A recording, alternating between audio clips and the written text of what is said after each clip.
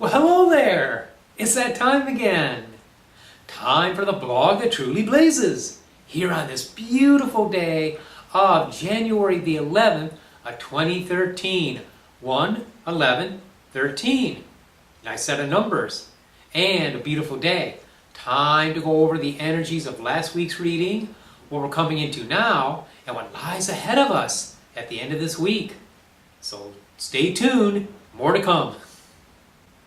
Okay, the first card is the last card of the previous week's reading. Now this card was a Prince of Swords. Lots of mental energy, Aquarius type energy. Very sharp, very intelligent, very mentally oriented. You may have found yourself being very analytical. Okay, towards the end of this week, you may have found yourself tearing things apart or just letting a lot of mental energy run through your mind. Not always a bad thing, as long as we don't allow it to degenerate into anxiety and fear of tomorrow, which, when we let the mind run things, is sometimes easy to do. But no harm done. We're coming into some really pretty strong energy, some very powerful transformations as this time progresses. That's right. The next card is Death. Ooh. Of course, not physical death for anybody, but Scorpio energy, change and transformation as unto death, flowing, spiritual power, spiritual energy. Scorpio is deep energy. Scorpio is the deepest part of ourselves, the deepest mysteries that lie within, and it can manifest as radical change outside of us. So, as we are getting in touch with our inner world and with our heart, as opposed to just the head, okay? We go from the head now to the heart, to the emotions, to the spirit, to the depths. Things begin to change and transform. This is basically positive. This is flow. As you can see in the figure, the skeletal figure is like doing a dance, or he's riding, he's about to zoom off into something. Very exciting energy and very, very profound.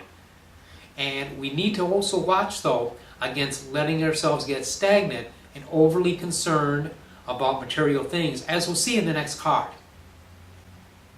That's right. The next card, the third and final card, what lies ahead of us towards the end of the week, is the Five of Discs, or Pentacles, entitled Worry.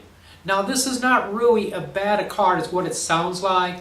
I'm not saying you're going to have financial problems. It's Mercury in Taurus. And as I pointed out before on the blog when this card has come up, and it has come up a few times, Mercury is light and airy. Mercury is communications, business, commerce.